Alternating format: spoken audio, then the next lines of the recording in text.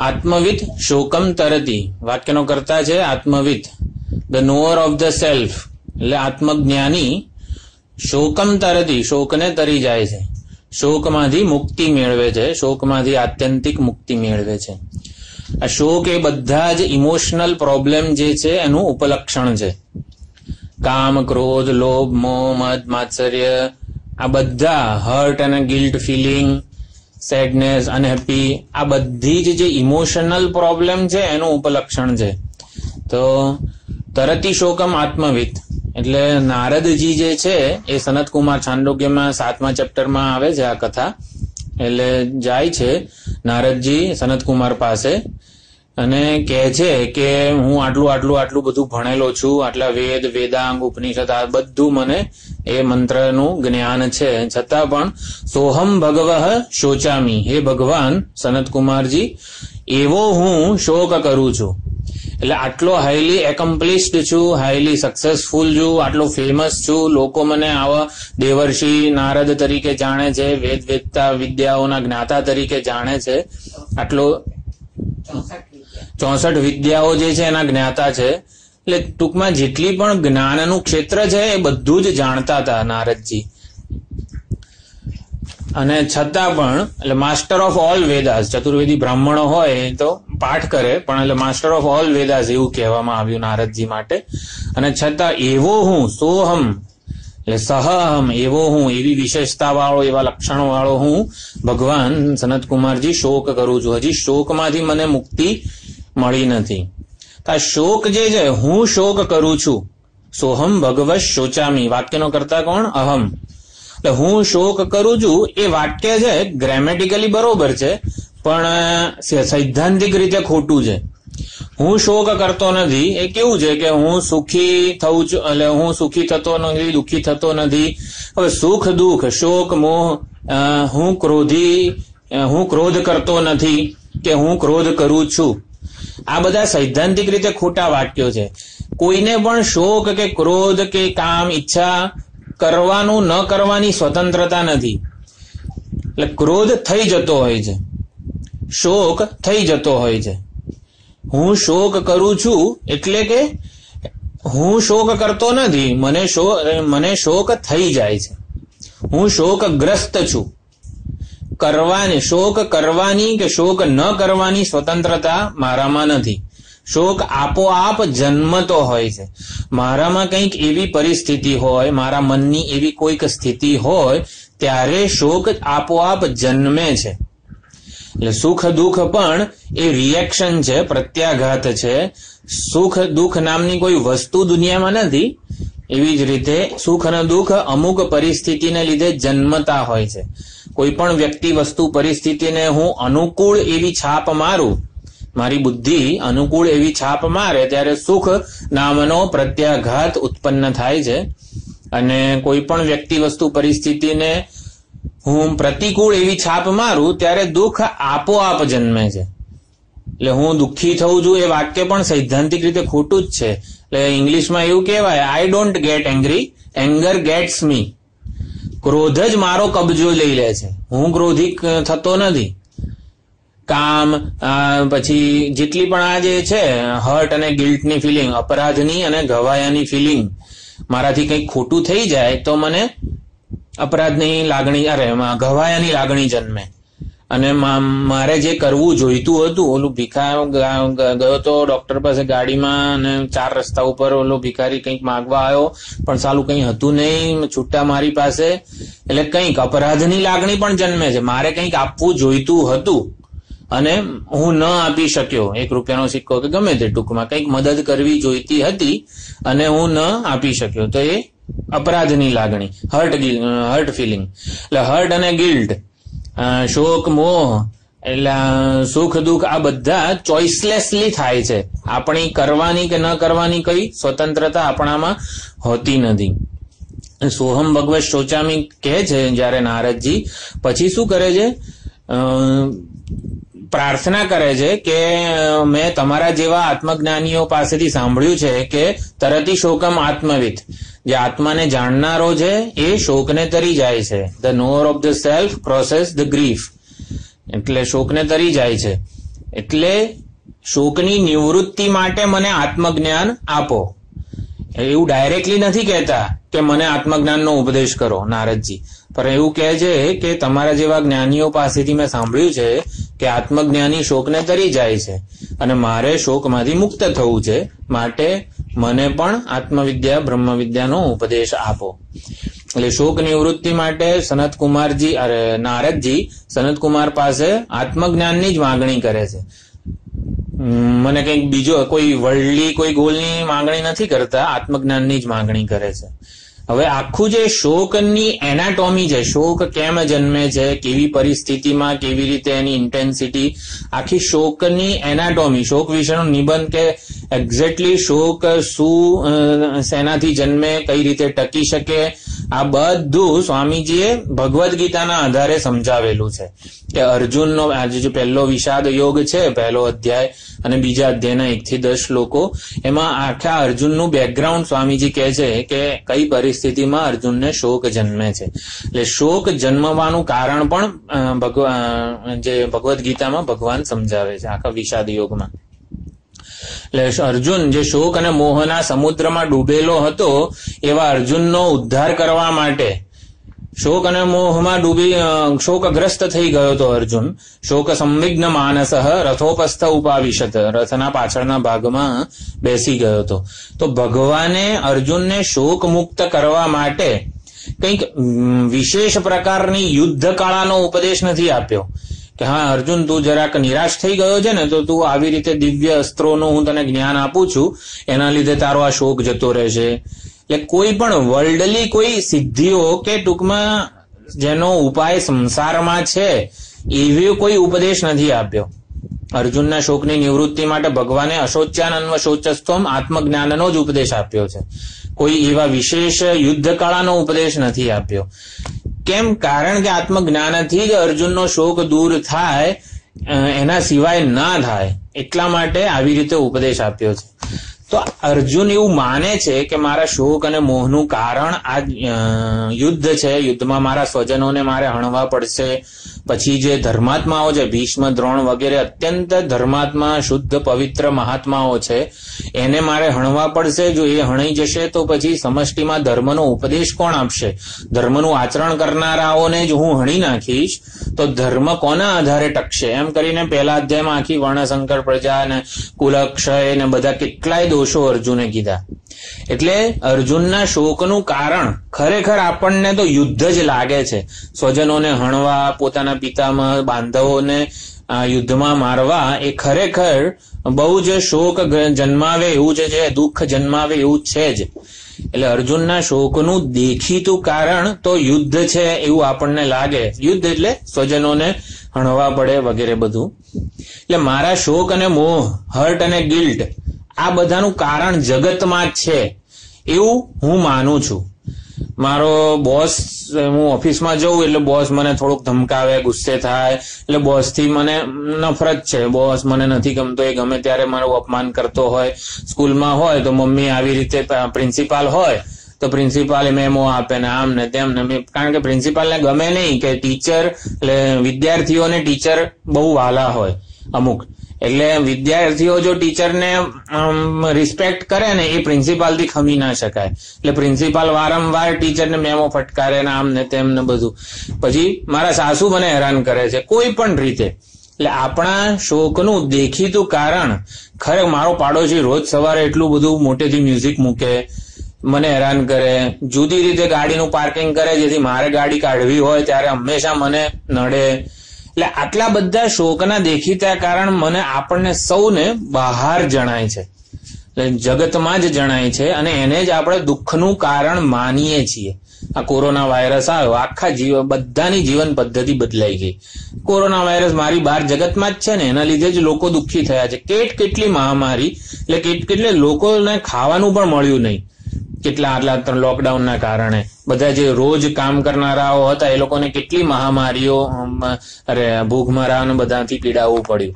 એટલે શોકનું કારણ જગતમાં છે એવો આપણો નિશ્ચય છે કે આને લીધે હું દુઃખી છું, આને લીધે હું શોકગ્રસ્ત છું, આ મને હેરાન કરે છે, ઓલું મને હેરાન કરે છે. એટલે પાડોશી, સાસુ, બોસ, કોરોના આ બધા દુઃખના કારણ છે. એટલે હકીકતમાં આ પરિસ્થિતિઓને સમજવાની છે. આત્મજ્ઞાનથી આ બધું દૂર થઈ જશે એવું નથી. આત્મજ્ઞાનથી આ જેટલી મેં પરિસ્થિતિઓ વર્ણવી એ મને શોક ઉત્પન્ન નહીં કરે.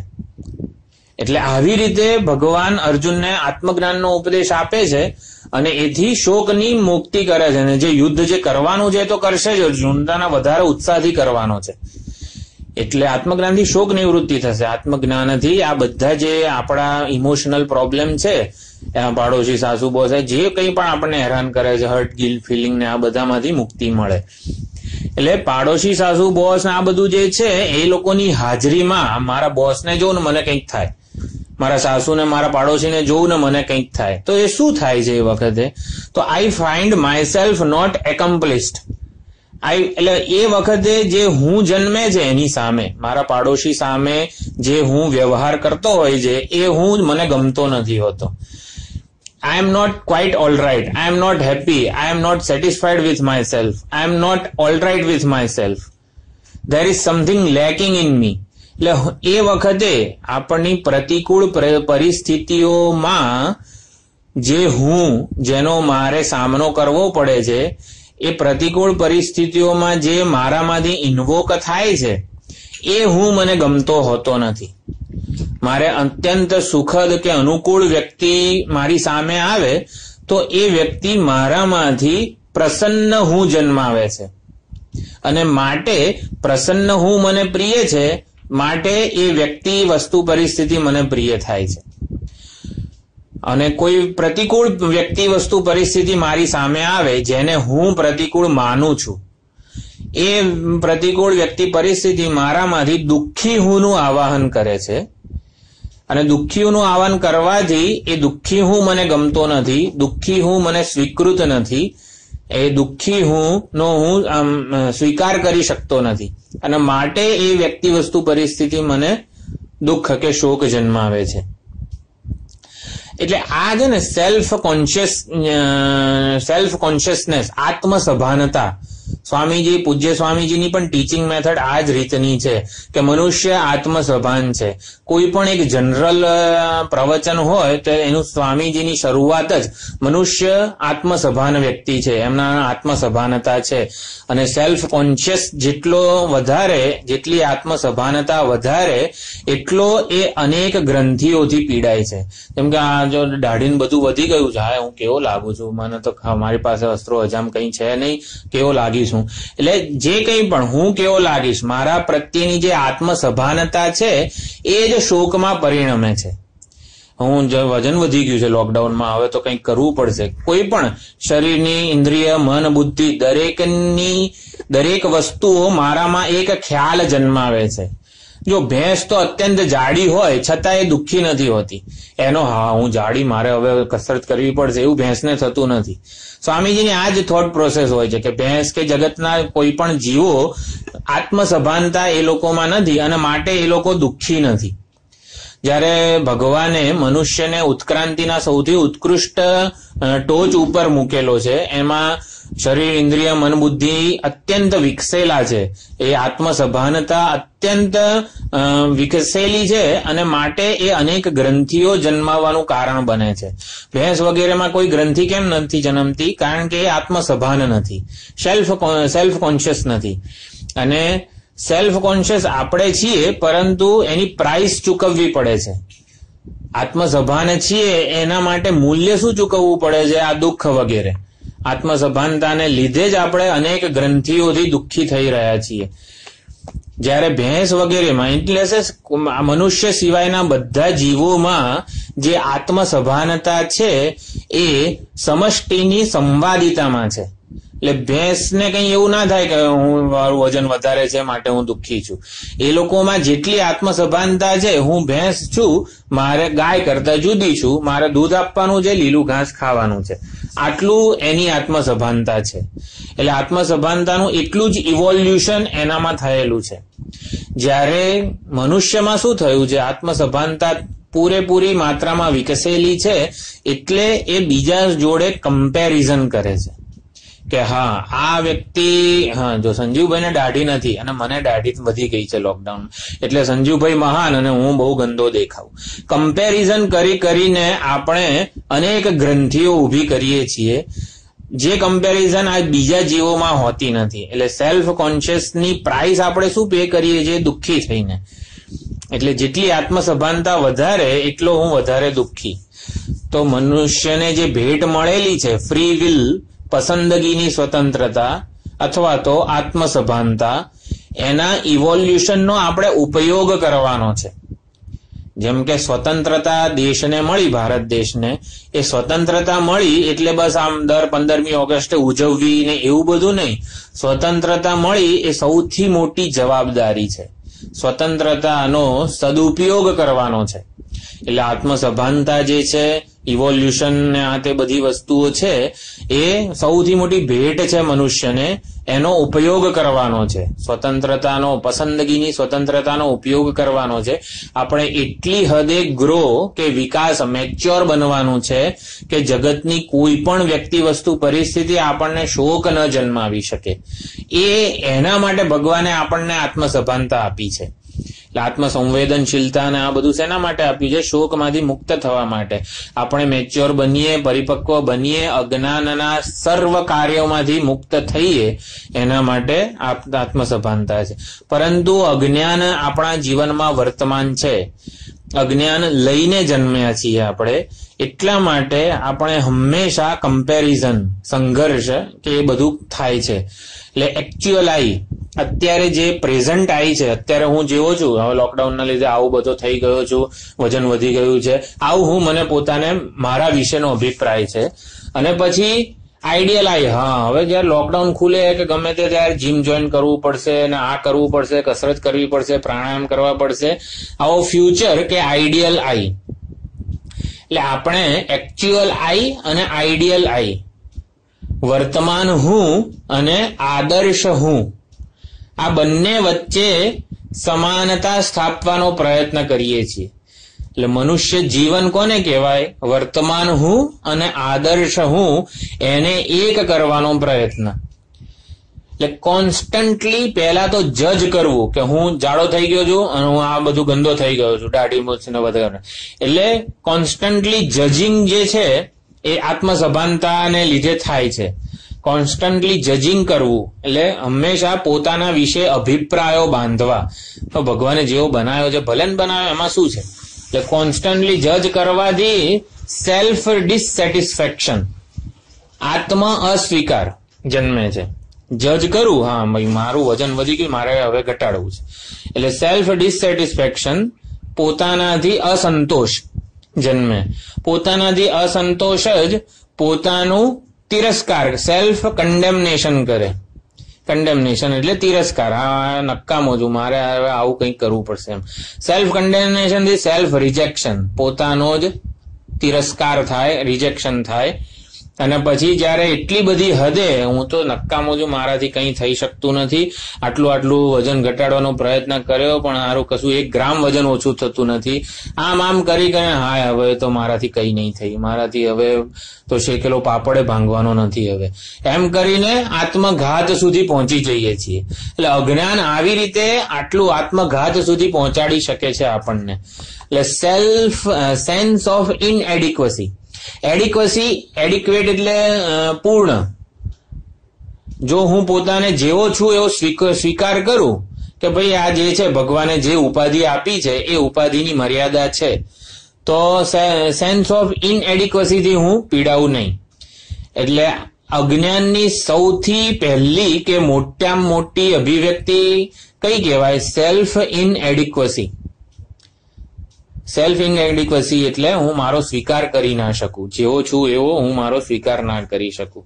એટલે સેલ્ફ ઇનએડિક્વસી જે છે, sense of inadequacy, a sense of insecurity, ભય, અસલામતી જન્માવે છે. હા બીજા બધા તો કેવા સરસ પતલા છે આમ તેમ, અને હું જ એક જાડો છું, આવી રીતે સેન્સ ઓફ ઇનસિક્યોરિટી જન્માવે. ફિયર, સ્ટ્રેસ, પછી એનામાંથી સ્વાર્થ પ્રેરિત પ્રવૃત્તિઓ વધી જાય. એટલે આત્માના અપૂર્ણતાનું ભાન, અસલામતીનો ખ્યાલ જન્માવે, સ્ટ્રેસ જન્માવે, ભય જન્માવે, સેલ્ફ સેન્ટર્ડનેસ એટલે બધી સ્વાર્થ પ્રેરિત સ્વાર્થ કેન્દ્રિત પ્રવૃત્તિઓ જન્માવે, એ જ રાગદ્વેષ જન્માવે, પછી અટેચમેન્ટ એન્ડ એવર્ઝન. એટલે આ બધું અજ્ઞાન આવી રીતે વ્યક્ત થતું હોય છે આપણા જીવનમાં. અને આનો એકમાત્ર ઉપાય આત્મજ્ઞાન છે. આત્મજ્ઞાનથી આત્મસભાનતાનો એટલો બધો વિકાસ કરીએ આપણે. આત્મજ્ઞાનથી આત્મસભાનતાનો સેલ્ફ કોન્શિયસનેસનો એટલો બધો વિકાસ કરીએ કે ઉપરના બધા પ્રોબ્લેમમાંથી આપણને મુક્તિ મળી જાય. આપણી આત્મસભાનતા સેલ્ફ કોન્શિયસનેસ છે એને એટલી પ્રબળ, એટલી મેચ્યોર બનાવવાની છે. મારા વિશેનો અભિપ્રાય શાસ્ત્ર જે કહે છે, અયમ અસ્મિતિ પુરુષ, આત્માનમ ચેત વિજાનીયાત અયમ અસ્મિતિ પુરુષ, જે ઉપનિષદ પુરુષ જે છે, ઉપનિષદમાં પ્રતિપાદિત જે સચ્ચિત આનંદ અસ્થિભાતી પ્રિય સ્વરૂપ જે છે મારું, એ આત્મજ્ઞાનથી, આત્માના યાથાત્મ્યથી આત્મસભાનતાને એટલી હદે આપણે વિકાસ કરીએ કે જેથી ઉપરના બધા ઇમોશનલ પ્રોબ્લેમમાંથી મુક્તિ મળી જાય. એટલે આત્માના જ્ઞાનથી મુક્તિ મેળવવાની છે. આત્માનું અજ્ઞાન લઈને તો જન્મ્યા જ છીએ. આત્માનો સ્વીકાર કરીએ, દશમો પોતાનો સ્વીકાર કરે દશમા તરીકે. તો જો દસમો પોતાને નથી જાણતો, એટલે દસમો ખોવાઈ ગયો છે એવું માને છે, અને માટે દસમાને શોધવા માટે સરોવરમાં જાય છે, બગીચામાં ઝાડ ઉપર ચડે છે, પછી દૂર ક્યાંક દેખાય એટલે એના માટે જલ્દી પહોંચવા માટે સાયકલની, સ્કૂટરની, મોટર કારની શોધ થઈ. પછી નદીમાં પડી ગયો છે તો સબમરીન લઈને એને શોધવા ગયો. દસમો જ્યાં જ્યાં દેખાય ત્યાં દસમાની શોધ માટેના સાધનો વિકસાવે છે મનુષ્ય. અને આ રીતે અજ્ઞાનીની પ્રગતિ છે. જો એટલે સ્વામીજી જયારે આવું સમજાવતા હોય ને ત્યારે ઘણા, એટલે પછી ક્વેશ્ચન આન્સર સેશન થાય જયારે, ઇમોશનલ મેચ્યોરિટી ના આ બધા પ્રવચનો હોય છે સ્વામીજીના અંગ્રેજીમાં, તો એમાં પહેલો પ્રશ્ન એ જ હોય છે, જો હું દસમો જ છું, ઓલાને દસમાનું જ્ઞાન થઈ ગયું, કોઈએ આવીને કીધું કે ભાઈ તું દસમો છે, તો પોતાની જાતને ગણતો નથી, માટે જો દસમાની શોધ પૂરી થઈ જાય તો આ કોઈ વિકાસ ના થાય. હું જેવો છું મને સ્વીકૃત હોઉં તો પછી હું કઈ ફેરફાર જ ના કરું ને. આ જગતનો આટલો પ્રગતિ, ભૌતિક પ્રગતિ જ નહીં થાય. આ જગતમાં જેટલી પણ ભૌતિક પ્રગતિ થઈ છે, એરોપ્લેન ને, રોકેટ ને, સબમરીન ને, ક્રૂઝ ને, ટૂંકમાં જેટલી પણ આ એસી છે, ટેકનોલોજીના ક્ષેત્રે પણ જેટલો વિકાસ થયો છે એ શેના માટે? દસમાને શોધવા માટે જ થયો છે. સુખ, શાંતિ, સલામતીને પોતાનાથી અન્યત્ર માને અને પછી એને શોધવાનો, એને પામવાનો પ્રયત્ન કરે, એટલે જ આ બધી ભૌતિક શોધખોળો થયેલી છે. હવે જો વેદાંતનો ઉપદેશ બધા આખું જગત સાંભળે અને કહે ભાઈ આ તો પ્રાપ્તની પ્રાપ્તિ છે, દસમો તો તારે શોધવાનો નથી ક્યાંય, તારી અંદર જ છે, તું પોતે જ છું, સુખ, શાંતિ, સલામતી તો તું પોતે છું, તું શું કરવા આ બધું શોધવા માટે મથે છે? તો પછી કોઈ શોધખોળ જ ના થાય ને, ના થાય. આપણે શું કીધું કે દસમાને શોધવા માટે અનેક સાધનો મનુષ્યએ ઉભા કરેલા છે. સુખ, શાંતિ, સલામતીને શોધવા માટે જ મનુષ્યએ આટલી ટેકનોલોજીનો વિકાસ કરેલો છે, પોતાની બૌદ્ધિક આત્મસભાનતાને એમાં જ લગાડી દીધી છે. જો બધા વૈજ્ઞાનિકોને દસમાનું જ્ઞાન થઈ જાય, એ લોકો વેદાંત ભણવા લાગે, વેદાંતમાં શ્રદ્ધાપૂર્વક ભણવા લાગે, તો પછી તો કોઈ શોધખોળ જ ના થાય ને. સુખ, શાંતિ, સલામતીની ક્યાં, એ લોકો પોતાનામાં જ શોધવા લાગે, જગતમાં શોધવા ના લાગે, તો પછી આટલો વિકાસ નહીં થાય ને. તો આ તો શાપરૂપ કહેવાય કે આશીર્વાદ રૂપ કહેવાય? આત્મજ્ઞાન થશે, આત્મજ્ઞાન ના, આત્મજ્ઞાનથી દસમાને શોધવાનો છે. સુખ, શાંતિ, સલામતી આત્મજ્ઞાન કહે છે કે ભાઈ તારી અંદર છે. જો તારે મારી અંદર જ હોય તો પછી હું વજન ઘટાડવાનો પ્રયત્ન જ નહીં કરું ને. હું જેવો છું મને સ્વીકૃત છું, આ જેવો જાડો છું ને, હા બાપુ આપણે સ્વીકૃત છે, તમે તમારે લાડુ બાડુ ખાઓ અને આરામ આનંદથી જીવો, તો વજન ઘટાડવાનો હું પ્રયત્ન જ નહીં કરું ને. શું લાગે છે? આત્મજ્ઞાન થઈ જાય તો પછી શોધખોળ જ નહીં થાય ને કોઈ, નહીં થાય. વૈજ્ઞાનિકોને ખબર પડી જાય કે સુખ શાંતિ સલામતી મનુષ્યની અંદર જ છે, સુખ શાંતિ સલામતી એ તો સ્વરૂપ જ છે મનુષ્ય માત્રનું, તો પછી આ બધી શોધખોળ ને જે વિકાસ છે આખો ભૌતિક, એ વિકાસ જ ના થાય ને. આવું કઈ બરોબર લાગે છે?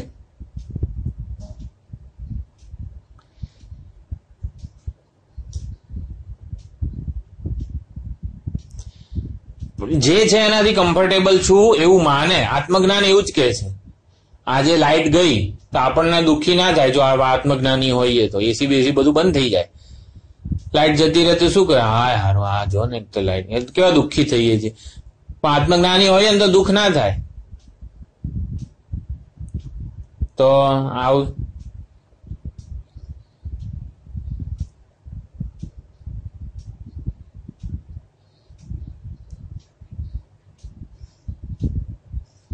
હા કરે છે.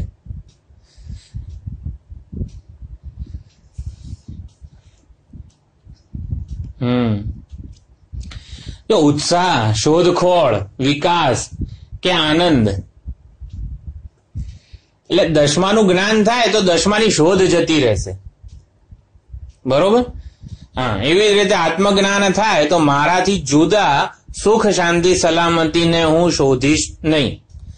સેલ્ફ સફિશિયન્ટ જેને કહેવાય ને, સેલ્ફ સફિશિયન્ટ આત્મજ્ઞાની જે છે, યસ્ત્વાત્મરતિ એવ સ્યાદ આત્મતૃપ્તશ્ચ માનવઃ આત્મની એવ ચ સંતુષ્ટઃ તસ્ય કાર્યમ ન વિદ્યતે. ત્રીજા અધ્યાયમાં ભગવાને કીધું જે આત્મરતિ, આત્મક્રીડા, આ તે બધું જે છે એ પોતાનામાં જ સંતોષ છે.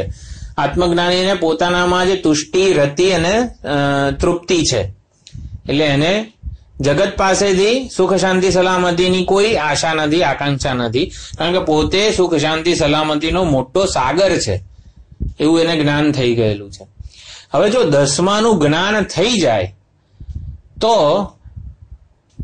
શું થાય? આનંદની વહેંચણી શરૂ થાય પછી.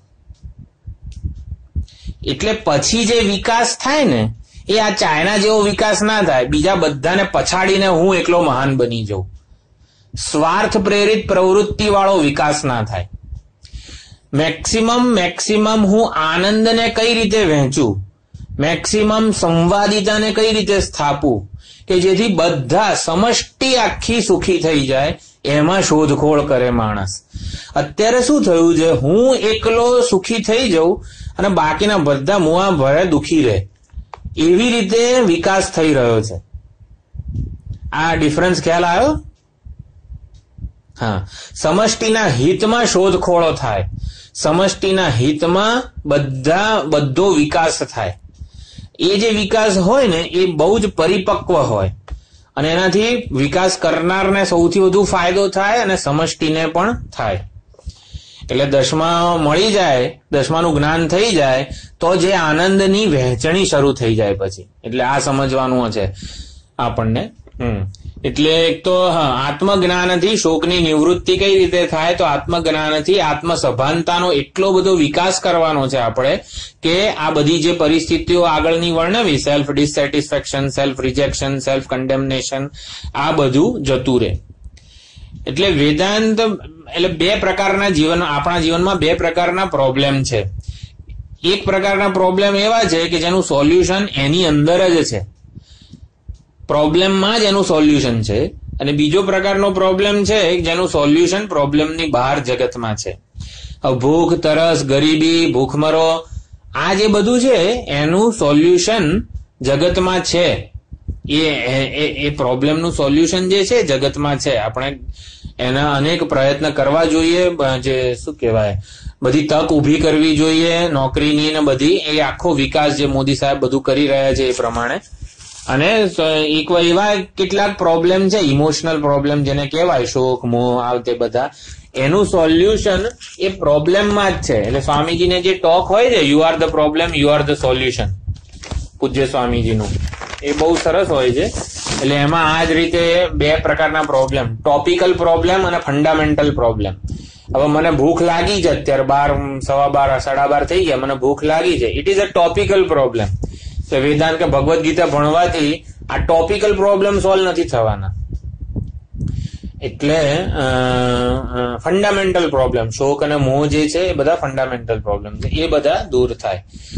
એટલે પાડોશી, બોસ, સાસુ, corona need not cause sadness. Swamiji બોલે છે એમાં કે આ બધી જે બહારની પરિસ્થિતિઓ મારામાં જે શોક જન્માવે છે એ મેં ધારી જ લીધું છે કે આ મને હેરાન કરે છે, આ મને નથી ગમતો, આ મને પ્રતિકૂળ છે. એટલે માન્યતાઓ હોઈ શકે છે, આપણે ચકાસવાનું છે.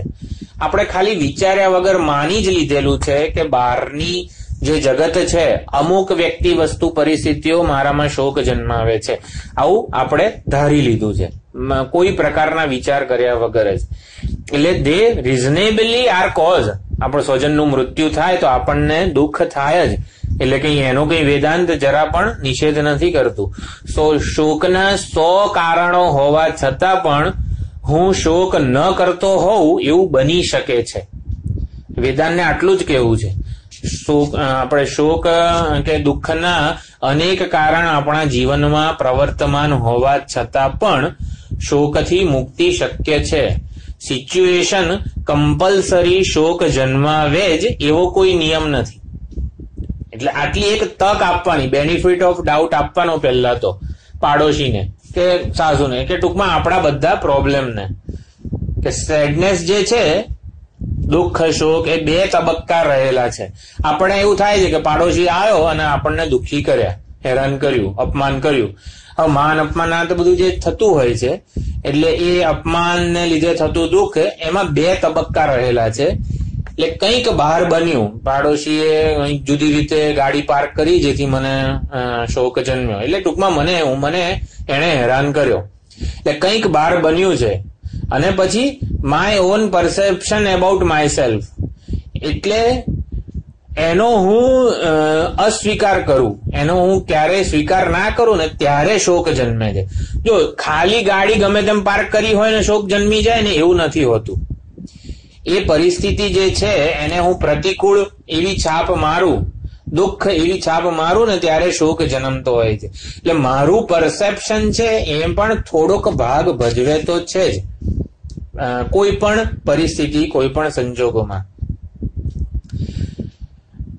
એટલે મારું પોતાનું પરસેપ્શન છે એ કંઈક ભાગ ભજવે છે.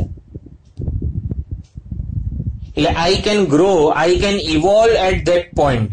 એટલે હું એટલો મેચ્યોર બનું, હું એટલો પરિપક્વ બની શકું કે હું આ બધી કોઈ પણ બાહ્ય પરિસ્થિતિઓથી જરા પણ વિચલિત ના થઈ શકું. એટલે આત્મજ્ઞાનથી આપણું my own perception about myself બદલી જવાનું છે. કોઈ મને હેરાન કરી શકે એવો હું રહેતો નથી એ વખતે. જેમ કે સ્વપ્નનો વાઘ ક્યાં સુધી મને મારી શકે? હું સ્વપ્નમાં હોઉં ત્યાં સુધી. સ્વપ્નનો વાઘ થી હણાયેલો કે હણાઈ શકું એવું હું મને પોતાને માનું ત્યાં સુધી જ સ્વપ્નનો વાઘ મને મારી શકે. જાગી જવું તો સ્વપ્નનો વાઘ કંઈ ના કરી શકે. એવી જ રીતે I can grow, I should grow અથવા I should evolve at that point that I cannot be affected by outer situations. એટલે આ આત્મજ્ઞાનથી શક્ય છે. આપણા સંતો મહાત્માઓ આટલી આત્મસભાનતાનો વિકાસ કરી શક્યા છે. કઈ રીતે?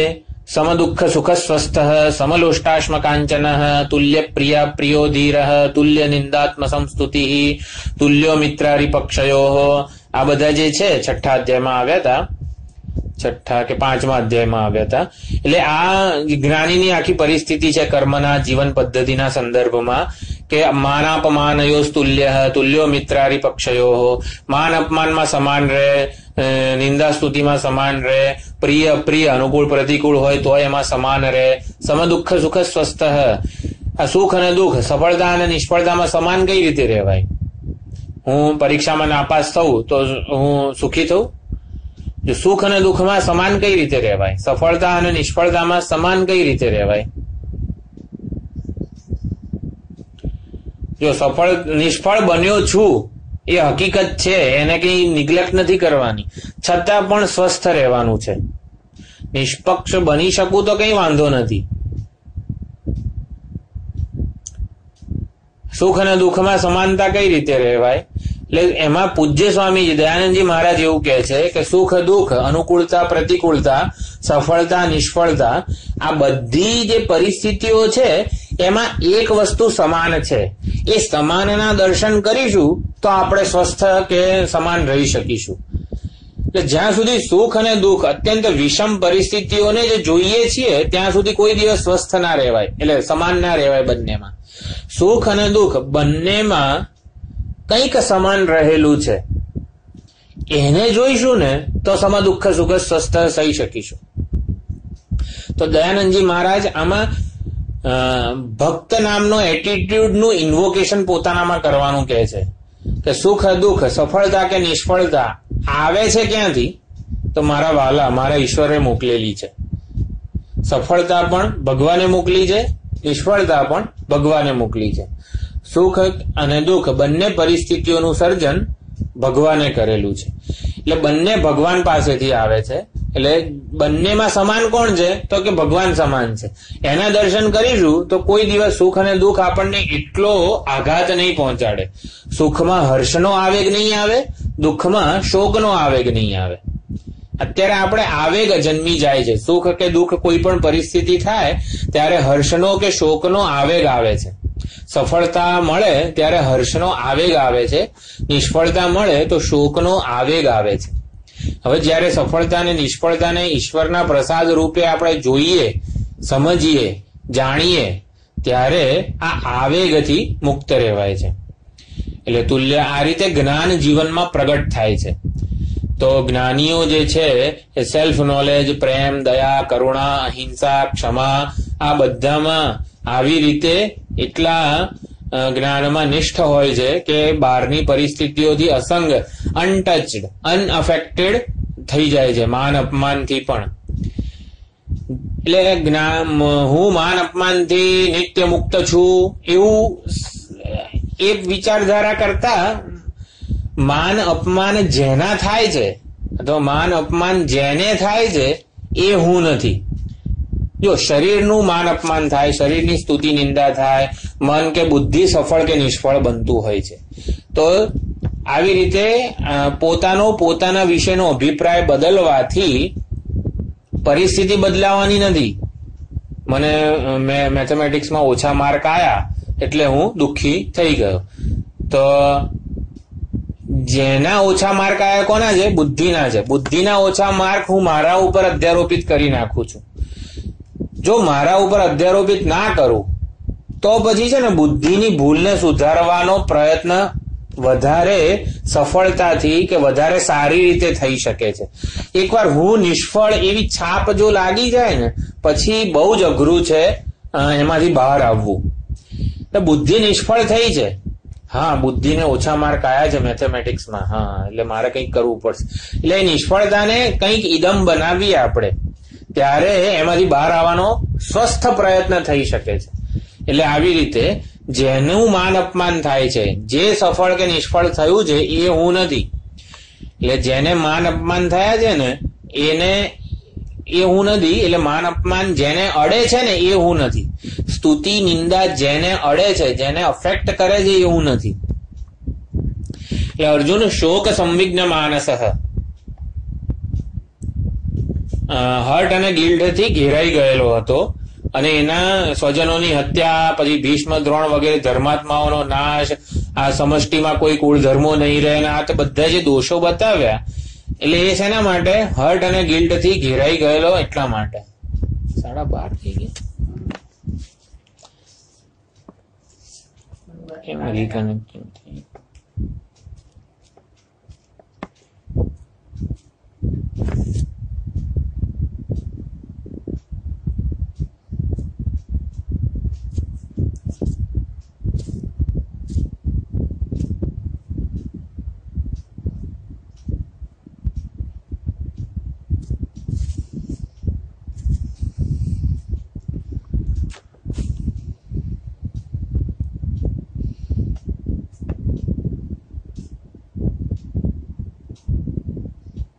શું થયું? કોક મને ફોન કરતું હશે?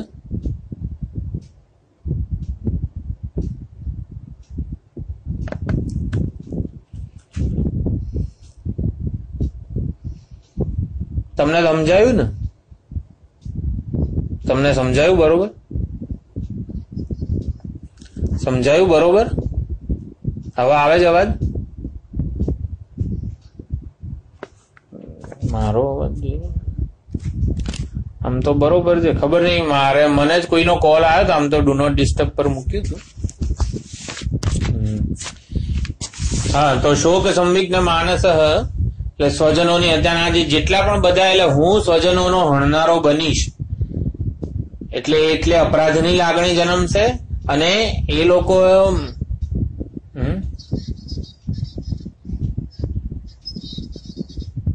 સારું, પેલા તમે બંધ કરો.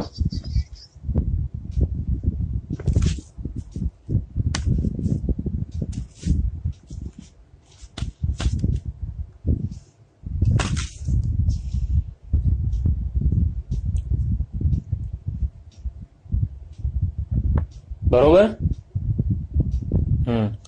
એટલે હર્ટ અને ગિલ્ટ ફિલિંગ થી અર્જુન ઘેરાયેલો છે. હું આ બધાનો હણનારો બનીશ, એ લોકો મારા વડે હણાશે. એટલે હું એ લોકોનો એટલે મર્ત્યત્વ અને કર્તૃત્વ આ બંનેની ભ્રાંતિથી અર્જુન પીડાય છે અને એના લીધે એ શોક સંવિગ્ન માનસ શોકગ્રસ્ત થઈ ગયો છે. તો એના માટે ભગવાન 2 સ્તરના કર્મયોગનો પેલા ઉપદેશ આપે છે. જો સાધન ચતુષ્ટય સંપત્તિ વિવેક વૈરાગ્ય બધું હોય તો એ શોક મુક્તિનું પ્રારંભિક સ્તરે કામ કરે છે. એટલે ગ્રોસ લેવલ ઉપર 80% કામ કર્મયોગ પૂરો કરી આપે છે. એટલે સ્વકર્મણા તમભ્યર્ચે સિદ્ધિમ વિંદતિ માનવ, એ બધા જે શ્લોકો છે એનાથી 80% શોક મુક્તિ થઈ જાય છે અને પછી બાકીની 20% જ આત્મજ્ઞાનથી પોતાના સાચા સ્વરૂપના જ્ઞાનથી થાય છે. એટલે અર્જુન નો જે આ પ્રોબ્લેમ છે, સ્વધર્મ પરિત્યાગ અને પરધર્મ ગ્રહણ, હું યુદ્ધ નહીં કરું, ક્ષત્રિય ધર્મનો ત્યાગ કરે છે અને સંન્યાસી બની જઈશ, એટલે કે પરધર્મનું ગ્રહણ કરવા યોગ્ય એ માને છે, તો એ એનો મોહ છે. શોક હર્ટ અને ગિલ્ટ ફિલિંગ વાળો શોક છે અને સ્વધર્મ પરિત્યાગ અને પરધર્મ ગ્રહણ એ એનો મોહ છે. તો આ શોક અને મોહમાંથી બહાર નીકાળવા માટે, ઉદ્ધાર કરવા માટે ભગવાને આત્મજ્ઞાનનો જ ઉપદેશ આપ્યો છે.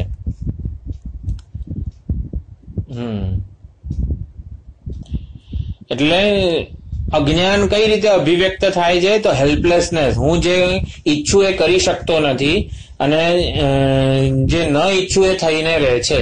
a sense of helplessness. Arjun ની આવી જ પરિસ્થિતિ હતી. એટલે સ્વજનોને હણી શકાય નહીં અને આ યુદ્ધમાંથી ભાગી શકાય નહીં, ક્ષત્રિય ધર્મની અપકીર્તિને આ તે બધું થાય. એટલે આ રીતે પણ શોક અને મોહ અર્જુનને થયેલો છે. એટલે આખી એનાટોમી ઓફ ગ્રીફ ભગવાને આવી રીતે ભગવદ્ ગીતામાં આનું વર્ણન છે, કઈ રીતે શોક જન્મે છે અને કઈ રીતે એમાંથી મુક્તિ મળે છે. તો no physical solution is fit for શોક મુક્તિ. એટલે અર્જુન માટે કોઈ ફિઝિકલ સોલ્યુશન ભગવાને આપ્યું નથી, કોઈ ટેકનિકલ સોલ્યુશન નથી આપ્યું કે તું છે ને આવી રીતે યુદ્ધ કર ને તો તને શોક નહીં થાય. હા, કઈક ચક્રવ્યૂહનો ઉપદેશ આપ્યો હોય ભગવાને, કઈક વિશિષ્ટ પ્રકારના, એવો કોઈ ઉપદેશ ભગવાને આપ્યો નથી. અને માટે કોઈ ફિઝિકલ કે સાયકોલોજીકલ કોઈ સોલ્યુશન નથી આપ્યું. દયાનંદજી મહારાજ એવું કહે છે, psychology cannot solve the problem અને Vedanta doesn't see the problem. Psychology cannot solve the problem. Vedanta doesn't see the problem. જે સમસ્યા છે એ સાચી હોય તો એનો સાચો ઉકેલ હોય. આપણે સકાઇટ્રિસ્ટ પાસે જઈએ કે ભાઈ મને દુઃખ થાય, હું બહુ સ્ટ્રેસમાં છું, મને બહુ દુઃખ થાય છે, એટલે ટૂંકમાં સ્ટ્રેસમાં છું, મને ઘણું બધું સ્ટ્રેસ છે. તો સકાઇટ્રિસ્ટ છે ને, હા તમે સ્ટ્રેસમાં છો એનું કારણ જો તમારો બોસ તમને હેરાન કરે છે, આવી રીતે કંઈક દુઃખનું શોકનું કારણ સાચું બતાવીને એનો ઉપાય કહેશે કે હવે તમે બોસને ચલો કંઈક મીઠાઈ ખવડાવો ને આમ ને તેમ. ટૂંકમાં સકાઇટ્રિસ્ટ જે ઉપાયો બતાવશે એ આપણી સમસ્યાને સાચી માનીને ઉપાય બતાવશે. એટલે કોઈ દિવસ એ સ્ટ્રેસમાંથી મુક્ત ના કરી શકે. Psychology cannot solve the problem અને Vedanta doesn't see the problem. શેના માટે એવું લાગે છે કે બોસ હેરાન કરે છે. ફંડામેન્ટલ પ્રોબ્લેમ ઉપર વેદાંત એડ્રેસ કરે છે. એટલે સાયકોલોજી કોઈ ફિઝિકલ સોલ્યુશન ભગવાને નથી આપ્યું, સાયકોલોજીકલ સોલ્યુશન, ટેકનિકલ સોલ્યુશન પણ ભગવાને નથી આપ્યું, સીધો આત્મજ્ઞાનનો જ ઉપદેશ આપ્યો છે.